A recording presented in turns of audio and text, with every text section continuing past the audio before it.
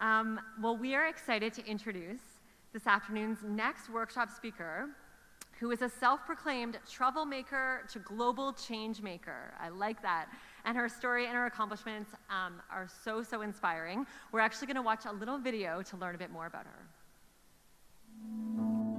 Just like any other girl living in Jordan, we face verbal harassment and sometimes it gets physical.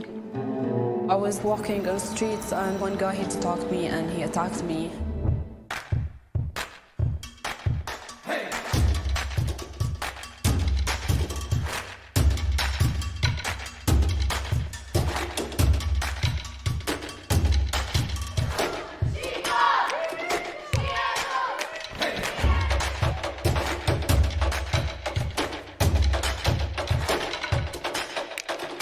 Be confident. If you think like an attacker, then you know how to react. Do not show fear. Focus on your breath. Coming from a background in martial arts, I believed that women can stand up for themselves. كثير زادت ثقتي بنفسي وساعدها بكل مجالات حياتي. والتدريب هذا كثير كويس أنا Lina Khalifeh, a fighter from Amman who's giving women the strength to defend themselves. And we want to empower leaders of social change, like Lina Khalifeh.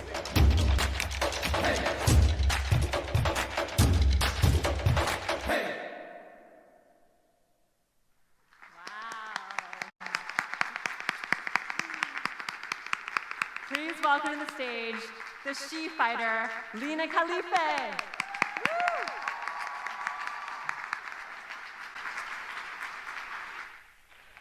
Hi everyone. Well, I guess you saw the video I've done. So I'm excited to be here today. Who have done any kind of martial arts in their lives? Oh great, some hands. That's great. Usually when I ask a crowd, there's like few people, or mostly the men, but it's great. How many of you have done Zumba here? Get out of here, okay. So I'm from Jordan, originally Canadian, and I started SheFighter because I wanted to solve the problem of violence against women. I come from a background of martial arts. My parents enrolled me in Taekwondo at age of 5 years old because I used to beat up the boys a lot. And they wanted the solutions, like how come Lina looks different than the other girls in the country? And if you know a lot about Jordan, it's a conservative, patriarchal society, but it's actually great for tourism. That's it. You can go visit for sure. Don't start a company. Consult with me before you do that. I mean, depends. If you're doing like a movement company, like what I'm doing, breaking barriers, you're going to face a lot of challenges. And you have to be a fighter to kind of stand up against people. Because I did not realize that I will start preparing myself to be a fighter against the whole society, even a nation. But I guess that's what my purpose and my path was, so I accepted it. Since I was a kid, I got my first scar here, because like on my face, if you get close, you can see it, but you have to take a permission from my partner. I got in a fight with a lot of boys because they kept telling me, girls belong inside. And I have a mother who doesn't believe in all of that. She believes in equality, and she fought a lot because she also suffered from, having to be a woman in this kind of society. So I had to show them. I did not know how to speak at that time. I know how to fight. So I had to show them that they don't own the streets. And I got in a lot of fights. I got in a lot of trouble. And it was a beginning of my journey. Then I realized later on, as I was going to school, I did not like the school system. The school system do not fit certain people, people who like to learn by movement. But when I learned martial arts, Taekwondo especially, I fell in love with the discipline, the responsibility. It taught me a lot about life more than the school itself. It taught me more about giving back to my society, or the discipline, or mostly the most thing that I learned from being in martial arts, not just like the physical strength and the confidence, but you teach people how to treat you. So if I want to do it in a martial arts way, what do you mean by that? It's like when you're fighting, it's all like mind games, manipulation with your opponent. You both know the games, but you can trick them to think to predict your next move. But in fact, you know what they're going to do because you made them think in that way, and then you actually surprise them with another kick because you make them think that they know your next move. So you actually let them think the way you want them to think. And this kind of knowledge is not available in school. They don't teach you about these things. They don't teach you about dark side or depression or when you get anxious what to do. There's no classes called Darkness 101. It's a dark room, go there. And the kid has to, you know, like, what do you do in the darkness? It's like, I don't know, go meditate, think. It has to be a school for life, because then when I started growing older, I realized what I'm learning in school is good. You know, I can speak English, I can speak languages, I know some science and history and math, but it doesn't really teach me about myself. What can I bring to the world? And that's where the martial arts taught me. It's more taught me about life itself and things that I learned mostly like reaction. Like reaction, people don't talk about it a lot, but reaction is very important for a person. I don't know if my slides are here. Okay, good. So that's me being a kid, just to go through it. I don't know, my mother was so excited. She had a girl called Lina, so she made me wear pink. And the worst is like she put my t-shirt inside the pants, and that's why I used to get bullied. I mean, I'm like, come on, Mom. And they were so excited that Lina became more like masculine, and they did not expect it. But it is what it is. They have to accept it. But you actually believe, you become what you believe. And since I was a kid, you can see even my poses, I really felt I'm strong. I'm stronger than the boys. And as I was growing older and older, even though I'm tinier, but I really feel I am stronger than anybody else. And my mind go exactly how I feel. So the best thing about being in control of your life and mind is you have to master your mind, not the mind master you. So if you get to that, it's actually like the ultimate of your success, of you mastering your mind. You tell the mind where to send it, what to do in your life. You don't follow the mind of like, oh, I feel sad, and then you're like, I'm sad, because the mind is playing games with you the whole time. I feel hungry, but are you really hungry?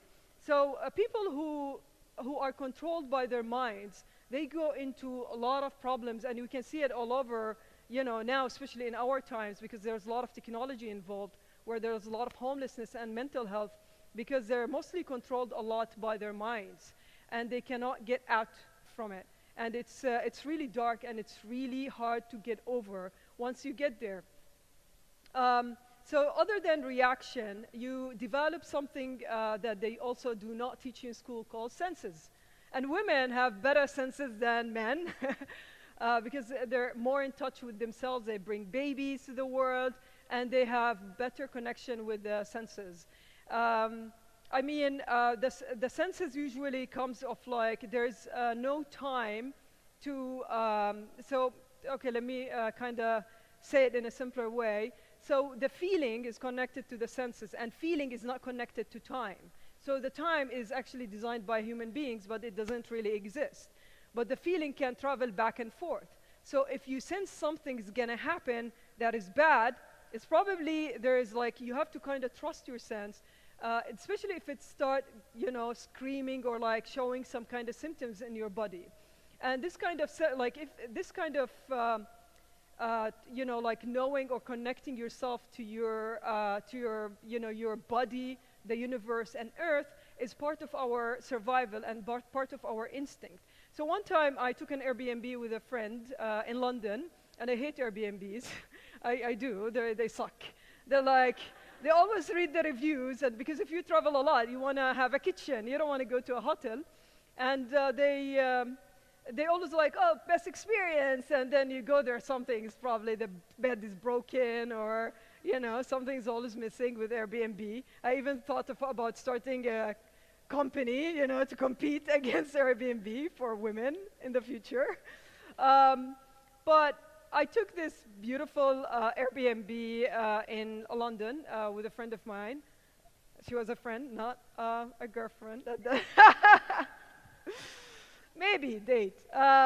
So I usually sleep at 9 p.m. and I sleep early. But that night I woke up at 1 a.m. And I woke up at 1 a.m.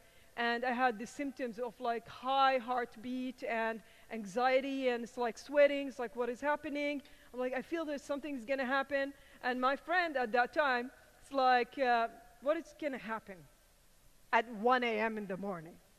Nothing is gonna happen. I'm like, no, but I have this feeling. It's, like I usually don't wake up. There's like this feeling inside of me, something is about to happen. I was like, just go back. And when she said like, go back to bed, I jumped all the way. I found my body reacting, even I wasn't thinking, to the front door. I grabbed the handler of the door. At the same time, 2 men opened the door on the front door. They're big, tall. And I grabbed the door exactly like that. So imagine, 1 a.m., I surprised them. It's like, we did not expect that. We're trying to crash in, and there's someone on the front door, just sitting like that, standing. And she starts screaming. It's like, is there someone inside the apartment? And I told them, who are you? What are you doing? And they're like, we're the owners of the apartment. That's why I hate Airbnb. I'm like, what? And they're like, sorry. I was like, when did you come in? And I'm like, well, we talked to, apparently there's third party managing the apartment. They did not notify them. And they decided to come have a chat, friends, in the apartment.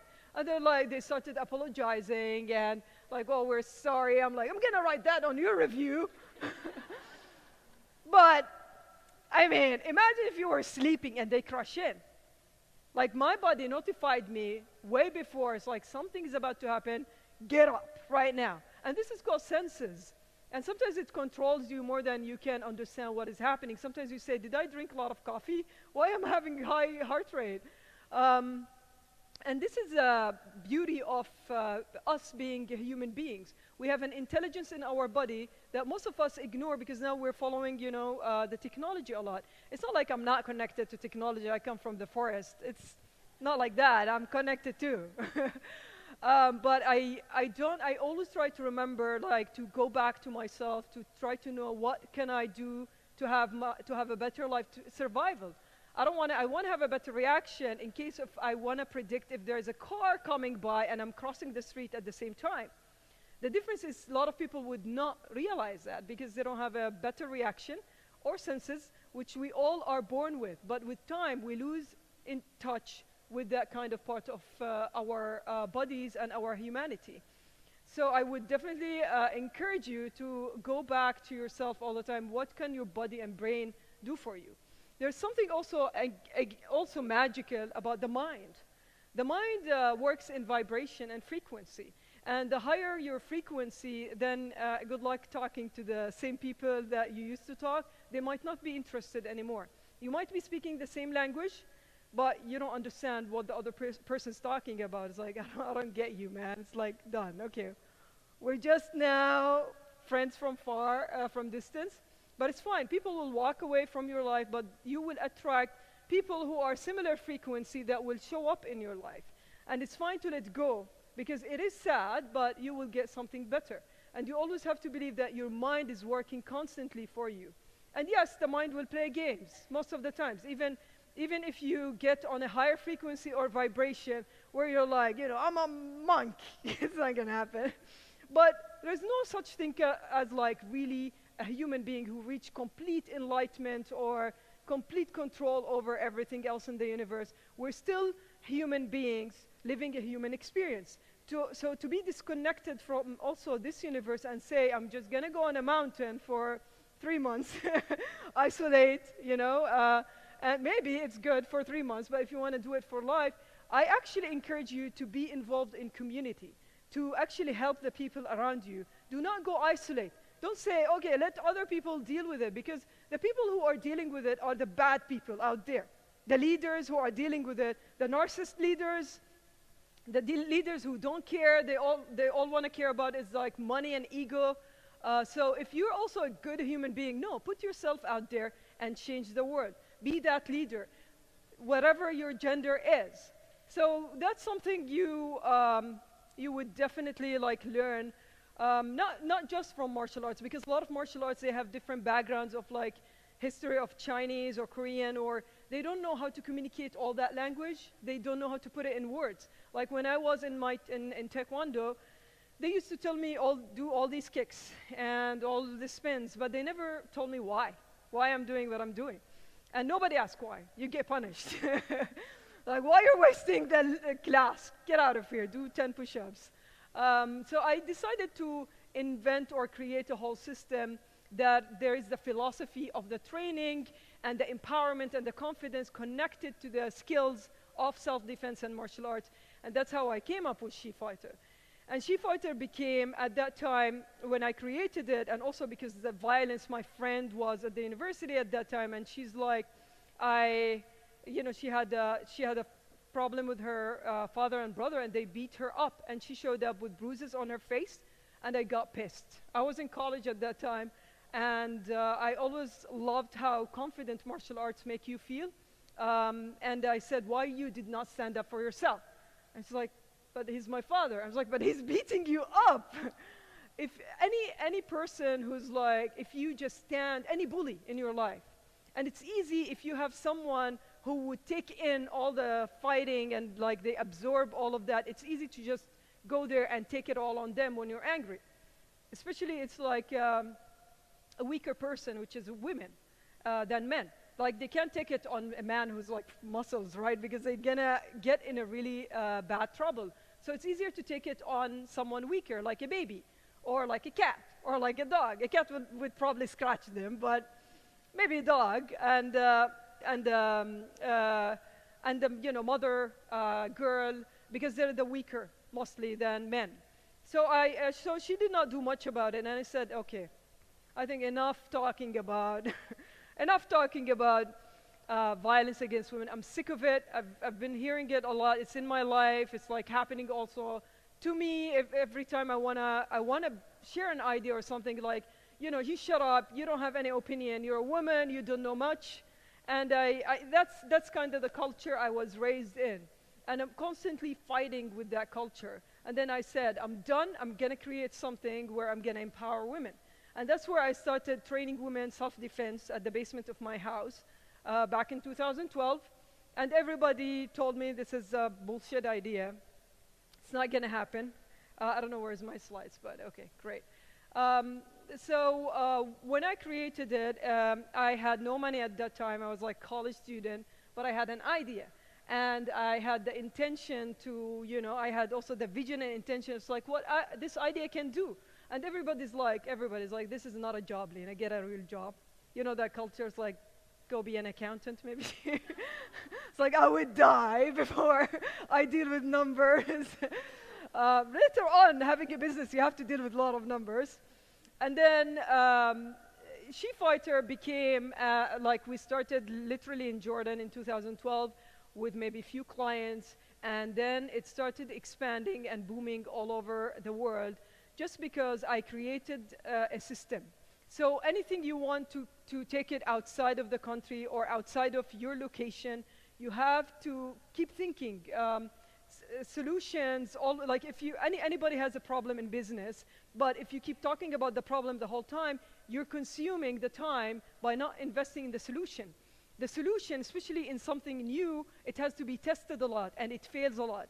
Like any other product or service, you test and it fails. It's a project. It's a non-constant project. So the system, it took me 4 years to create it, which is I packaged and designed a training of trainers courses to certify and train women to be trainers to lead the movement with me, because I realized it cannot be a one-man show or a woman show or whatever show. It has to start, benefit other people. And the whole intention behind me starting SheFighter was not really about the money. It was about they need it. I have knowledge I got this knowledge. I just want to share it with the world. But I have to be creative about it, and I have to be good in design and marketing and all of that. So I started taking courses. My college degree is in French literature. Well, it's, je parle un peu français, quelquefois, mais yeah, I went to France. I got the scholarship to go to France, and I stayed at Perpignan, and And I love languages in general because it makes me think of different cultures. Like French, when you go to France, all their songs are like, you know, misérable, merde. And you're like, why? Why have to be so negative? And the first thing you learn when you're like fresh, you know, like first year students, like, je suis malade. Why? Je suis très fatigué. Why? Why I have to start with the negative the whole time? Like, why I have to learn I am sick? The first word I'm learning in French, I am sick. Or like, I'm extremely sick, tired. Extremely. And then their songs is like, you know, all this, also their drama shows of like, Les Miserables. Okay, fine. And then I learned all about this culture in the dark times in Europe, and Louis killed another Louis, and Louis, you know, murdered his cousin to take, and I'm like, interesting. So it was an interesting journey to learn a lot about history, because also you have to go back to history to learn more about how you're moving forward in this life. Yeah, I created the system. It started going all over the globe, certifying trainers. This is in Austria, and this is in Mauritius Island. You should definitely go if you did not go. One of my favorite islands. And once I was there, I was coming back from Washington, D.C., where I'm like all like formal and stuff, and everybody, you know, like happy there. I did not understand like why everybody's so happy. The second day I started laughing, and I'm like, why am I laughing? Is there something in the air? And then the last day of the training, I was in tears laughing. That's how much there's something in the energy, in the air. It's actually also one of, I think one of the writers wrote in his book, it's like one of the happiest places on earth. And it's not like because it's just the environment, the energy, and if you change, you become exactly like the energy. That's why it's important when you start moving and traveling, the energy you surround yourself with really affect you. Or it can make you happy, or it can make you even sick, or depends on the energies of the spaces. So yeah, Mauritius Island, I was invited by the government because they had a lot of domestic violence, and we had to train trainers to start training in 50 community centers for women for free. And it was definitely one of the greatest experiences. I'm still in touch with Mauritius Island people. And as you can see, there's a lot of women. Something fell on me, water maybe. Maybe a pigeon decided to poop. Well, good luck if I get, maybe. So if you notice, there's like a baby in the session. Babies are welcome as long as they don't poop on the floor. The mother has to take care of them. And the moms, they're really good liars when it comes to their children. You know, we accept children like 4 years old, and the baby looks like still in Pampers, maybe a year and a half. And it's like, I think your baby cannot really get into the training. Therefore, like, let me check. That's Pampers here. They're not going to be. It's like, no, they're actually 4. I'm like, okay, let them in, but stay around in case they do something. We had a lot of children, which is great. It's a great energy. It's like a family environment, and like a lot of, we have grandchildren and grandmothers in the training at the same time. It's a lot of positivity, and whatever you create, your energy will spread. So it's not really about the service you provide. It's about you as a person, your values, your beliefs. Everybody's welcome, and the energy will actually spread. So it actually spreaded from Jordan all over the world because the energy of love and empowerment is being shared. And I wasn't focused like other certain martial arts or self-defense where they're like, you know, they have violent communication, so you will be afraid not to join their classes. Like, for example, if you don't do this, you're gonna get raped. Or I hate that language, and I don't like to use it. I always use the language of empowerment and love.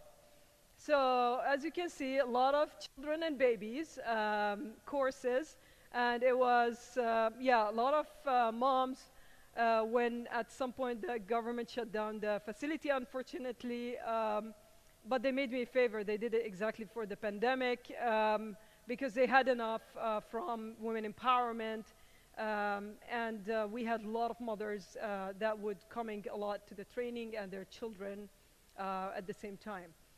We've been to all parts of the world, as I said. I've been to South Korea, sharing with different martial arts, also some philosophies and training about life. I've been to Portugal, I've been to Lebanon, I've been to Holland, I've been different countries. We certified more than 700 instructors, been to 35 countries, and trained more than 25,000 women globally. So that's...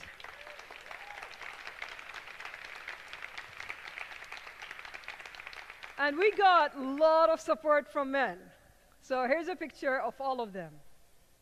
That's, yeah, that's all of the men. He says, I'm still in diapers, but I support women. And he looks funny. Yeah, there was a lot of support from men, especially in martial arts, because they used to show up and they're like, can you convince my partner or my daughter that this is important? Can you talk to her? And they love those kind of men. They actually believe that it's important for women. Even women don't feel that it's important for them, but men started to push, and I got a lot of support from certain men in the society, especially when I had to deal with government things and challenges. We partner up with hundreds of humanitarian organizations working with Syrian refugees, women with disabilities, and orphans. The women with disabilities faced a lot of harassment, especially from people who take care of them. And we had to do a lot of training, and it's the first time these women actually falls from a wheelchair and they can learn how to roll, defend themselves, and get back to the wheelchair. They always had one of their fears was to fall, and they would be terrified because they're not trained to get back to the wheelchair or try to use their upper body strength or even try to use the wheelchair to defend themselves. They had no idea, nobody ever told them about that, and they had really bad and sad stories that most of them, when they became disabled, their partners leave them, nobody cares for them, it's hard in society, they don't get a job. So it was really an empowering event, training disabilities of all kinds, blind, deaf, and autism. So the blind are really, really strong. They have physical force I've never seen in my life. I don't know how this goes with, because they don't see, they go with senses. So their punches and kicks were the strongest among all the disabilities.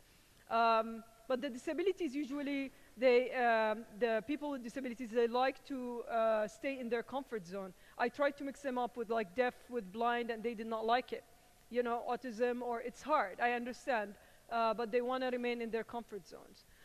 I started getting invitations to speak all over the world, and that's where, at the same time, a lot of people, officials in my country, were like, we don't like what Lina says about us. So they started, I started facing a lot of trouble. I got hacked on my internal communication system for a few months, and the police did not want to deal with it because they're the ones who've been involved. I got sued many times by schools who believe that all this empowering philosophy about life and body and the universe is more like against religion, and religion has to make you think in a certain way. I got sued by angry husbands.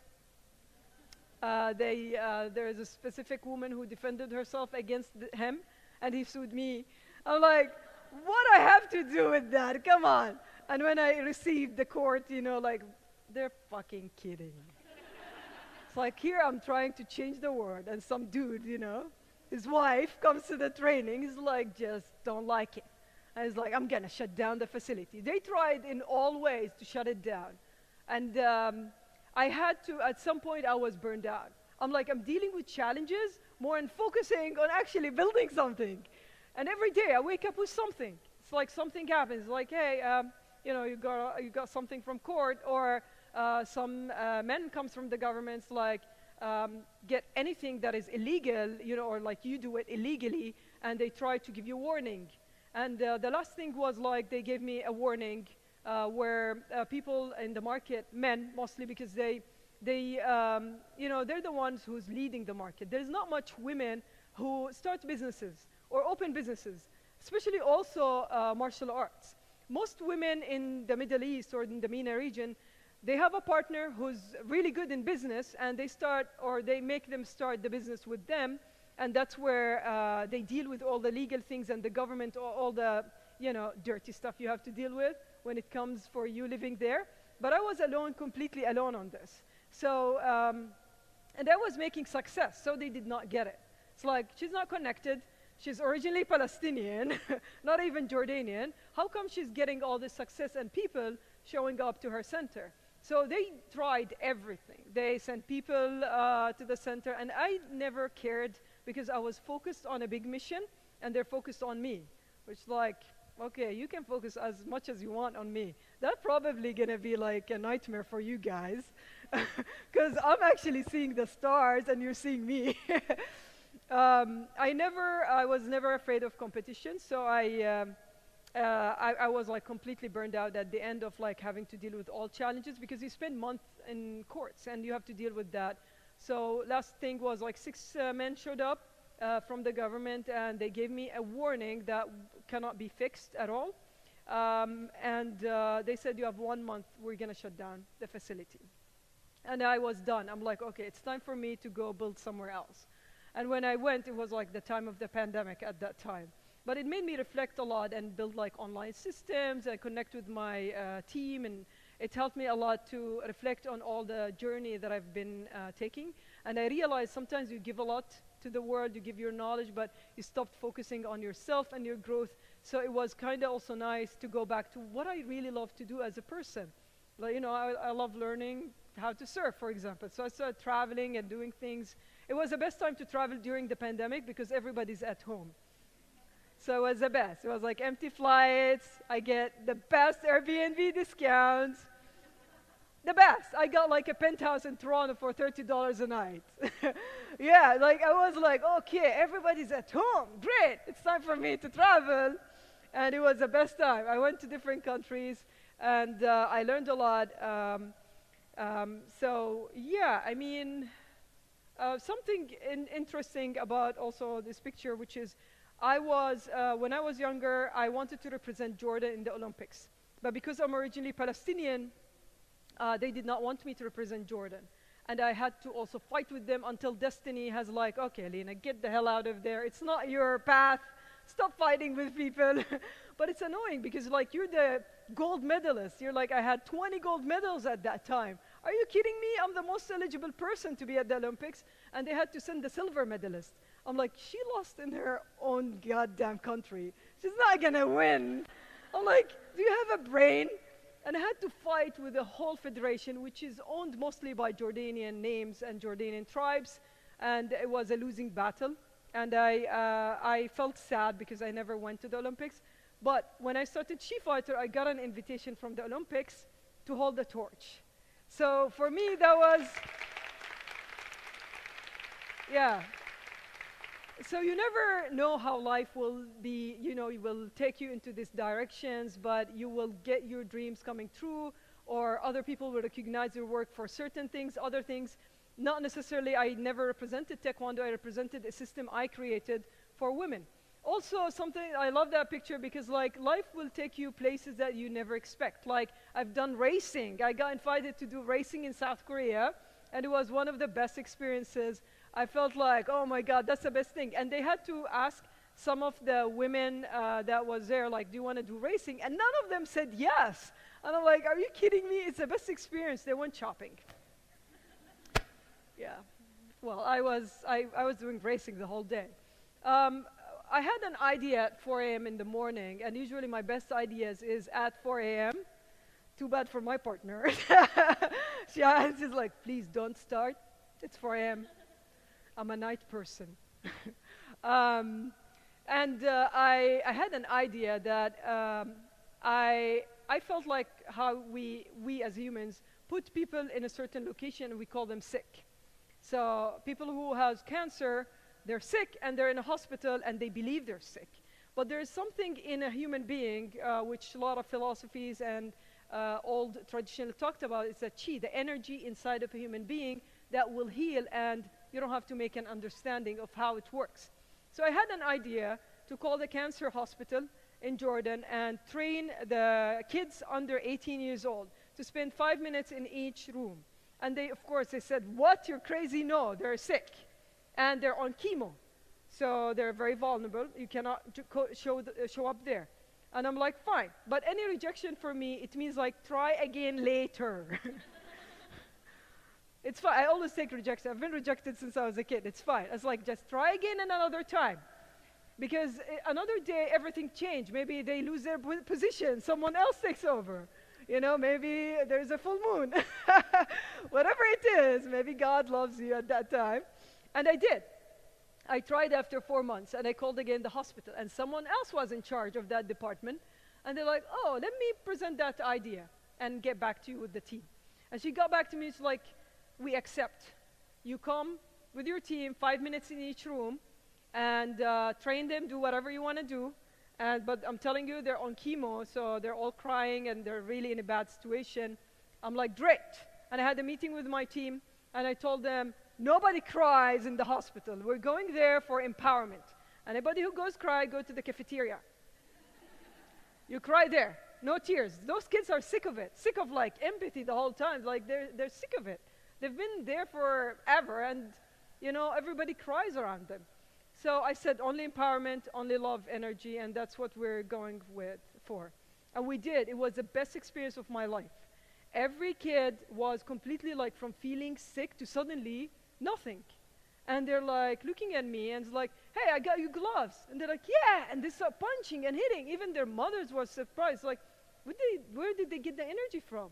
Because there's an energy inside of us. It's based on what you tell them to be. They will look at it. If you tell them they're sick, they're sick.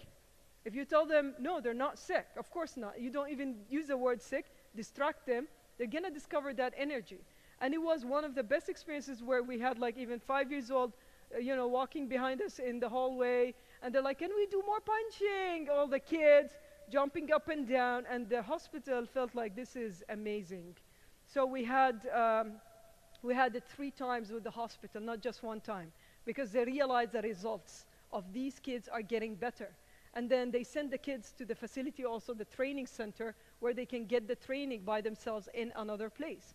So it was one of the successes we had. It was an amazing time where we had all the training. We had a lot of recognitions and awards from different parts of the world. And I always like look at the support more as the challenges.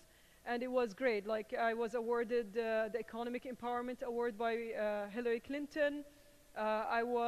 This is the Queen of Jordan, Rania, and she took a picture with me. I did some wrestling in them. And I got the ESP's awards for like humanitarian sports. And before I finish the speech, because I want to do some demonstrations, I just want to check with the time.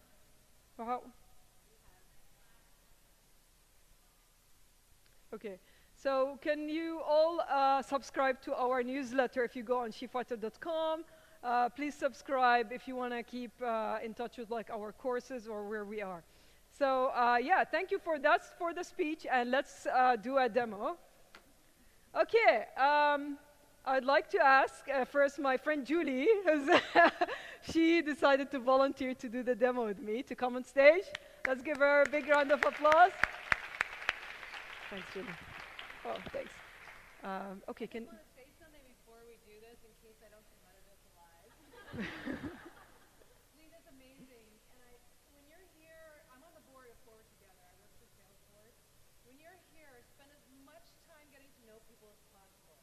Lina and I met 4 years ago because I'm part of a competition that globally judges women whose businesses make sustainable change. Oh, here you go, Julie. Thank you. The UN SDG Challenge is a global competition where it highlights women around the world whose businesses are making a difference in our lives. Lina was one of the winners, so I met her in DC when she was up for the final competition. We became instant friends. I love your story and everything that you have done. So I'm very excited and proud to be the guinea pig with her today. And I've done this with her before. I highly encourage you to think about her program, because I did this. I brought her to Salesforce, and I brought her into a room before COVID, and I watched women's confidence change right in front of me. They stood up stronger, they were laughing, they got to know each other. We don't ever want to have to use those skills except to change our energy to be positive, but knowing that you've got them if you need them, and I forget them right now, can make the difference between you being safe and not. Thank you. Thanks. Do you want to take off your watch? Oh, yeah, here you go.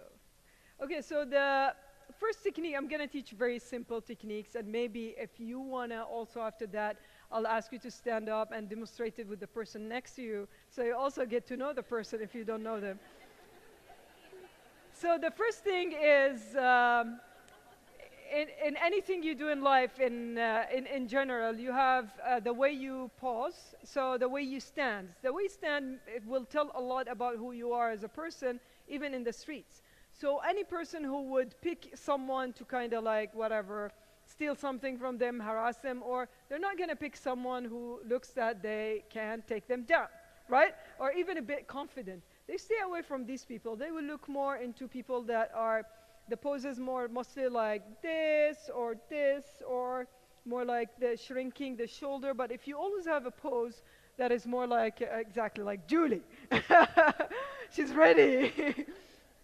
You will always, not all the time you have to be like, you know, the whole time. It's like, I'm strong in the TTC, or like, hey. I do that sometimes. It's like, look at them all on their cell phones. Like, okay, maybe mental health, maybe crazy. But the way you stand is so important. It tells a lot about. It's also you feel better, even if you're like feeling down. Just go there. Go like, hey, yeah, I feel good. Fake it. And your brain's like, yeah, they feel good, whatever. Okay. Yeah, there's waters, like pigeons maybe, or, okay. So the first thing I want to teach you is someone grab you from your hand, and they're like trying to pull you or take you somewhere. And look really carefully here, because you're going to do it together now. So if someone is grabbing you, you have to release your arm. So let's say if Julie grabbing me, what do you want to do? You don't want to pull. Because you're not, first you're going to hurt yourself, and their body weight is a lot. You can pull them off the floor, right?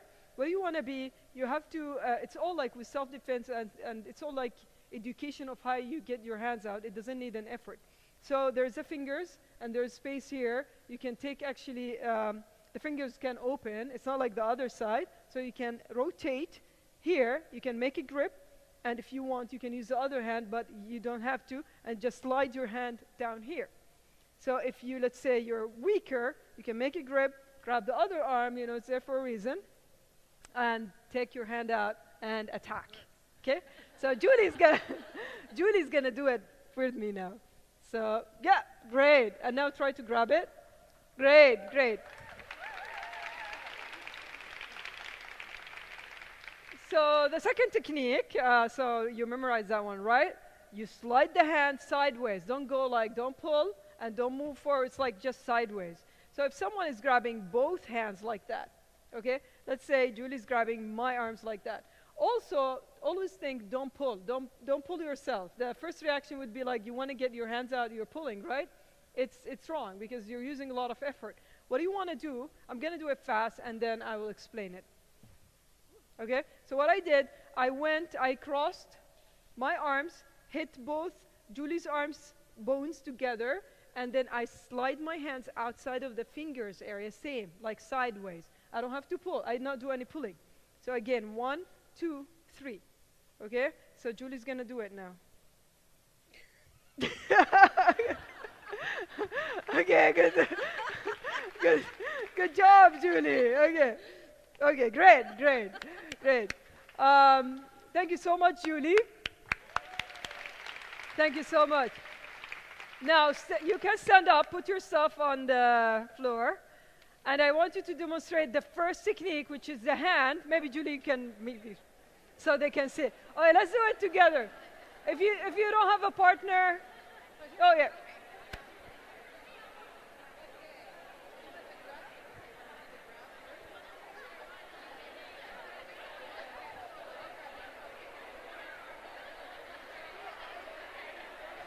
How much time? 10 minutes for questions. Oh, that's good. After this, they can.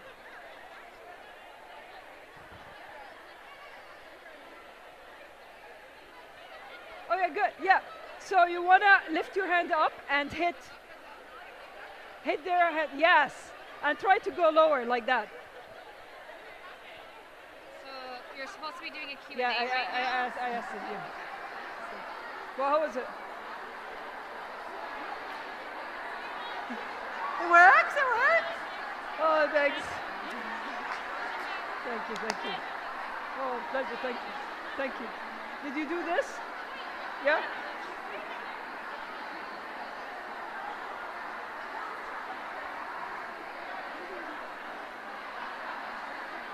Okay, you all did it? Great.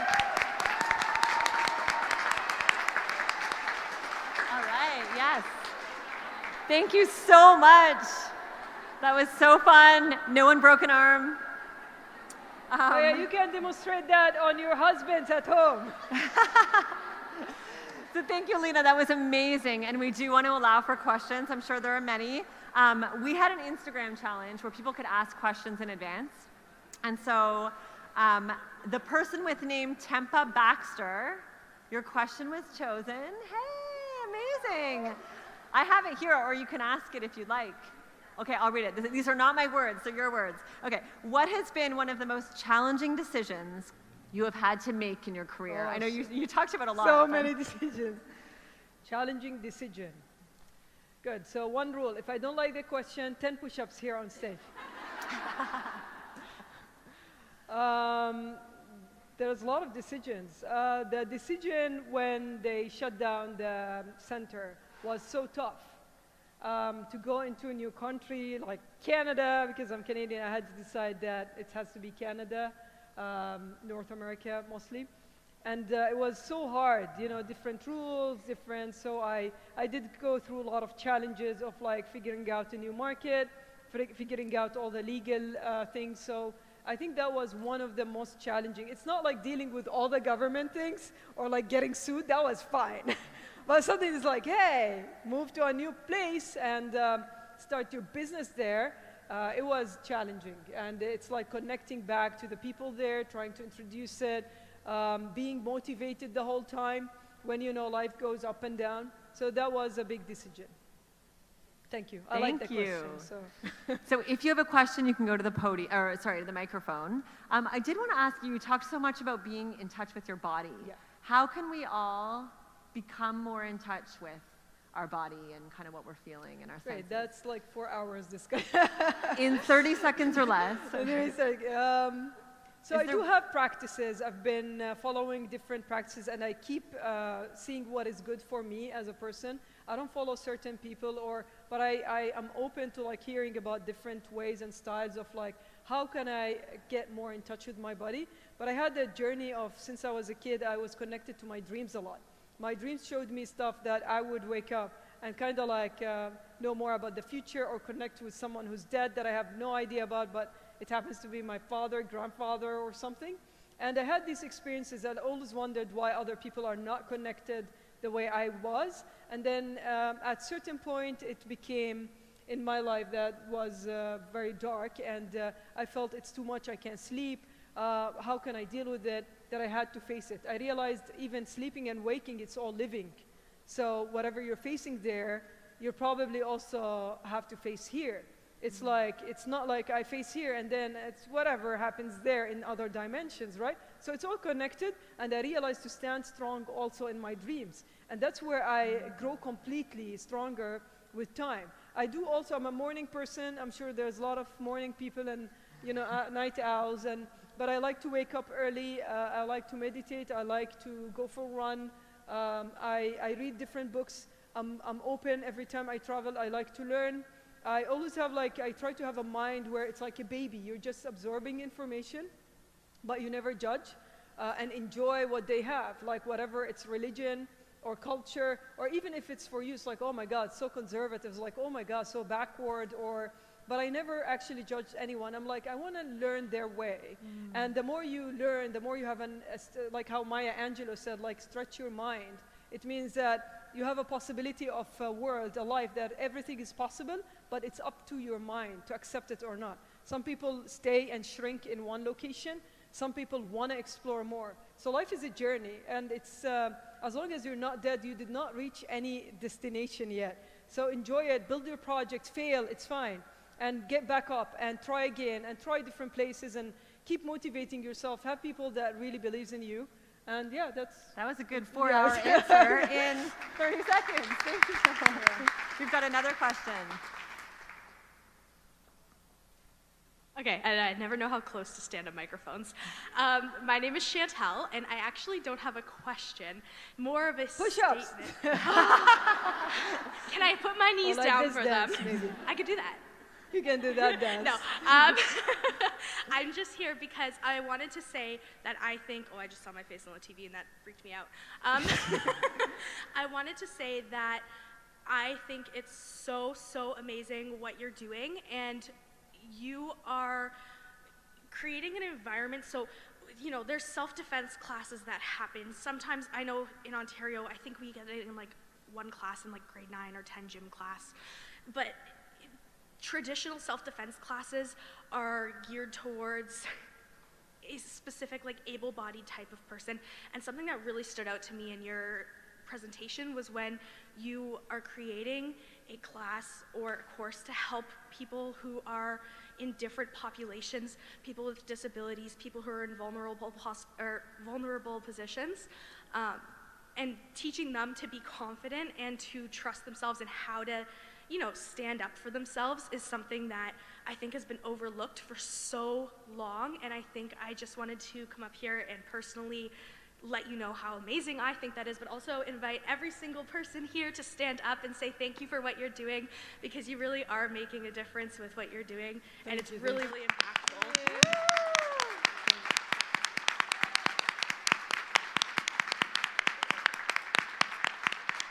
Thanks. Sometimes I'm like, I feel you don't choose the purpose chooses you. Yeah. And it's like sometimes I'm like, when am I gonna divorce what I do? Yeah. It never leaves you. It hunts you down completely until you know when it's finished. And we always say something in how we teach. We teach you how to fight in order not to. So the moment you learn, and as you said, I don't care about, I hate those places where like, you know, go lose weight before you come here because you have to be fit. No, it's available to all kind of women, different styles. It's empowerment. How could you tell them to go on a different journey while you don't provide it in your place? So no, of course, and thank you so much for that. Thank you. Of course, keep up the great work. I'm excited to see what else comes for you. Thank you. Okay.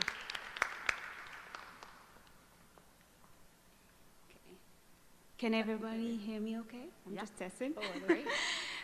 Lina, I introduced myself to you, but I just want to take a moment to reflect and give my perspective. I am also from the same part of the world. What Lina did in the Middle East, I don't know if you guys realize, like I'm getting emotional just speaking about it. It's a big fucking deal. Like, honestly, like what Lina did is an example of what not to do. That's what we were taught, you know, in our countries.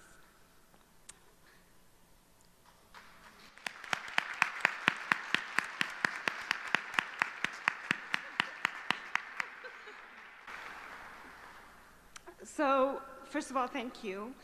And like the amount of good energy you have, my question is, where do you find that energy? And like you're spreading so much love. Everybody was like laughing and having amazing time, while like I can only imagine a fraction of what you have gone through. Like, explain to me where you find that energy. What's your secret? Yeah, thank you so much, Layla. We met before, and she's from Morocco, and I also respect also the work you've been doing and you believing in that, because it's so important. And yeah, the energy is good. Good question. I always go back to myself and what do I really want to do in this life. And I always say I have to be the light in every place or step I'm going to step my foot in, whether it's a country, place, location. I have to be the light of the place. I have to inspire, and I have to see what the audience really wants. Like before I did the speech, I did not fully prepare it. I prayed and asked God, what do they want to hear? And then I said, inspire. It's like, okay, God, whatever, God. Like, inspire me to speak to the crowd in a way that, or words that they want to hear. So even if I design a speech or write down notes. I usually don't stick to it because I allow myself to speak to the crowd based on what they're looking for. So it's never about me. I always look at people and what they want, and I can see the world being, separated between hate and love, and mostly hate, and there's a lot of crimes. But I want to create a world where there's a lot of love, where you can be more happy and you can do something you love to do. And I want to share that with people, that they can also do that. And I just stay faithful to my journey. And that's, I guess, where I get most of my energy from. Thank you so much, Lynn. Well, thank you so much. We're perfectly on time. Great. We so appreciate Thank you what so you much. said. Yeah, thank you Thank so you, much. thank you all. Have a wonderful rest of the day.